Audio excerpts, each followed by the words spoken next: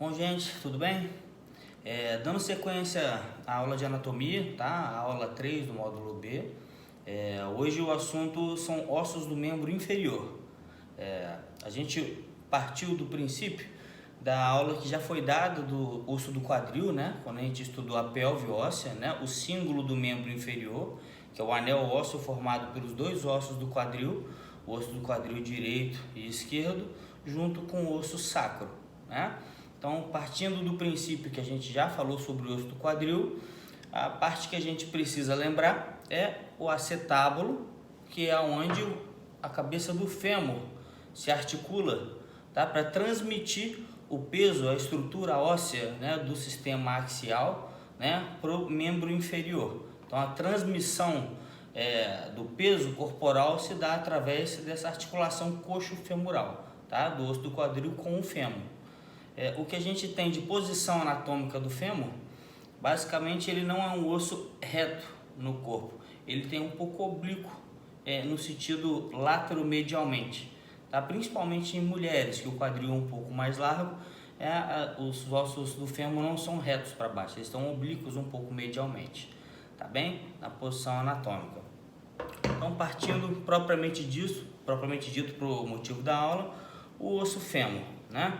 O fêmur é um osso longo, tá? É o maior osso do corpo humano. Ele corresponde a cerca de 25% da altura do corporal, tá? Então, 25% da sua altura é o tamanho do fêmur, tá bem?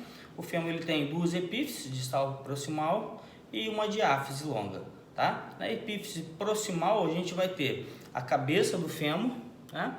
A cabeça do fêmur ela tem uma estrutura esférica, né? Cerca de 2/3 de uma esfera, a superfície lisa e com uma fóvea, chamada fóvea da cabeça do fêmur, tá? Onde a gente se insere um ligamento, chamado ligamento redondo, tá? Então a cabeça do fêmur ela é esférica, recoberta normalmente por uma cartilagem articular quando se articula com a cavidade do acetábulo, tá bem? Logo depois da cabeça do fêmur, a gente tem esse estreitamento ósseo que é o colo do fêmur.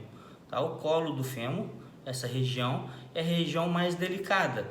Lembrando que a transferência do peso nesse sentido e depois longitudinalmente. Tá? Então, esse aqui é um ponto de estresse, de mudança de direção das linhas de tensão do osso. Tá? É um local muito comum de fratura, principalmente em mulheres em pós-menopausa, quando tem já perda óssea. Tá legal? Então, logo depois da cabeça e do colo do fêmur, a gente vai ter essa estrutura grande, tá? Que é o trocânter. Trocânter maior é a parte lateral, tá? Látero-posterior. E posteriormente o trocânter menor, que é uma estrutura conoide, né? E eles se comunicam, né? O trocânter maior com o trocânter menor com uma crista intertrocantérica, tá? Nessa crista intertrocantérica, a gente vai ter uma parte quadrada, elevação aqui, chamado tubérculo quadrado, tá bem? No tubérculo, no trocânter maior, a gente olhando nesse sentido consegue perceber que existe uma fossa, tá? É a fossa do trocânter maior. Nesse sentido anterior do osso, o trocânter maior e o trocânter menor se comunicam através de uma linha intertrocantérica. Lembrando que posteriormente existe a crista intertrocantérica. Tá? Então, posterior, os trocânteres se comunicam pela crista intertrocantérica e anteriormente pela linha intertrocantérica. Tá bom? Seguindo na parte anterior, a face anterior do fêmur, tá? É uma face lisa, sem nenhum acidente.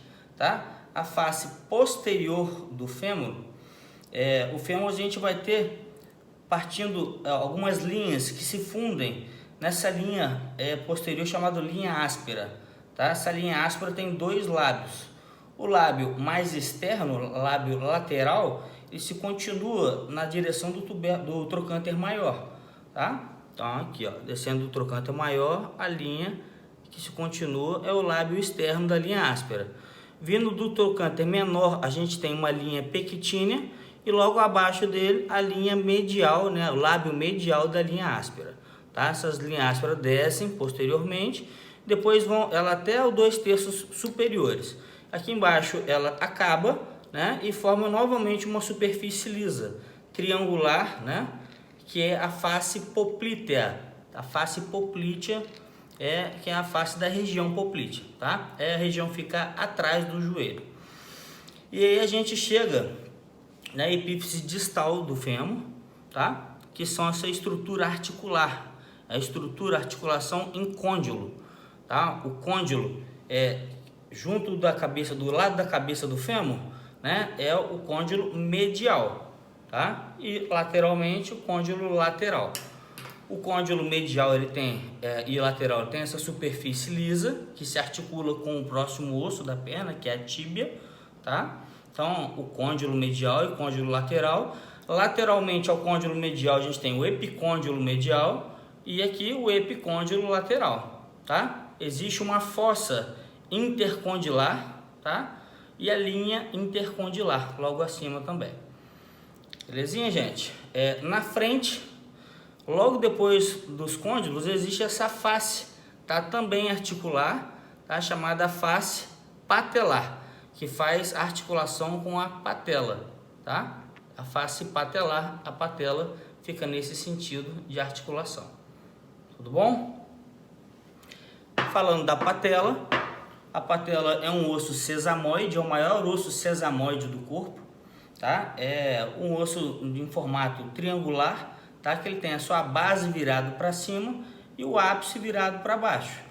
Na frente é uma superfície algo rugosa e a parte articular, né? A face articular, ela é uma face lisa, tá bem? Então esse é o osso sesamoide chamado patela.